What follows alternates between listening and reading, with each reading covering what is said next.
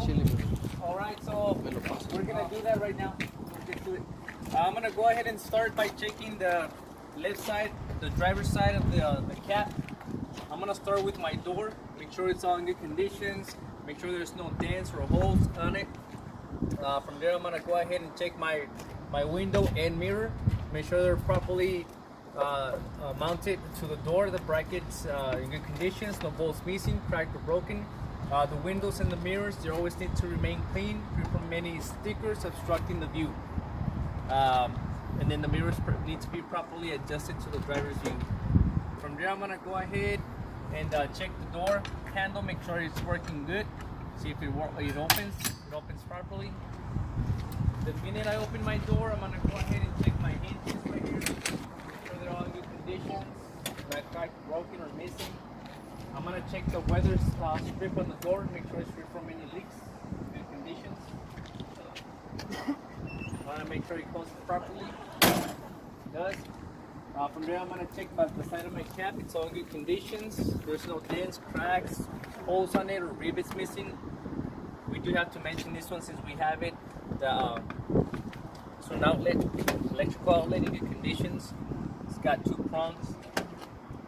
From there, I got my handle, good conditions, not cracked or broken, properly mounted to the side of the cap, no bolts missing. From there, I'm gonna go ahead and check my my DOT and my VIN number and my student logo in good conditions, free from any obstructions. And then from there, I'm gonna check the side skirts. Not cracked or broken, properly mounted to the frame. From there, I'm gonna check the side steps. Conditions, not cracked or broken, or any bolts missing, and free from any debris. If they ask you guys to be more specific, debris can be such as oil. In the winter time, it can be ice, and that can be very hazardous. So we're gonna make sure. Next, I'm gonna check my fuel door, make sure it opens properly. It opens good. I'll be checking for my cap, make sure it's properly secured, free from any leaks. From there, I'm gonna go ahead and check my bracket that is properly seated on top of the rubber. Because if there's metal to metal friction, it can cause a fire.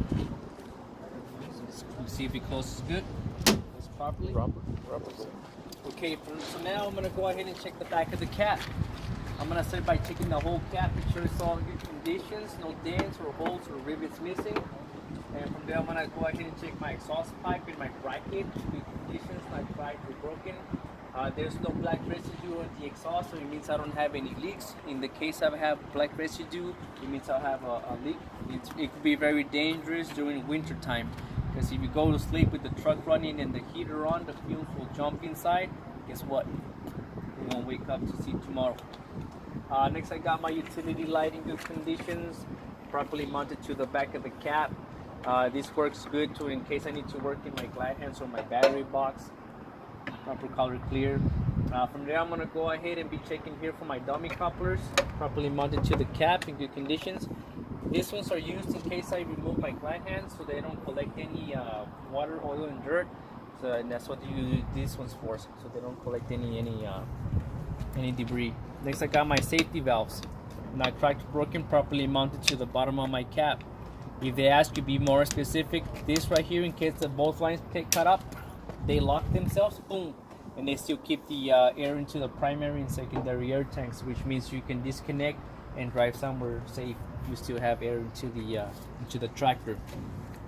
Next, I'm gonna check my back cap window, weather strip in good conditions, no signs of any leaks, not cracked in or broken. And then from there, I'm gonna go ahead and check over here, which I got my airbags, left and right, properly mounted to the frame and into the cap. No signs of any leaks, no bumps or cuts or abrasions. Next, I'm gonna check my hydraulic shock absorbers, left and right, properly mounted to the frame and to the cap, free from any leaks, no bolts missing.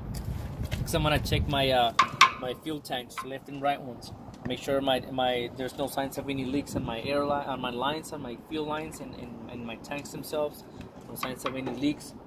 And all the air lines that I have in here in good conditions, no signs of any leaks. From there, I'm gonna go ahead and check right here my battery box, make sure it's in good conditions.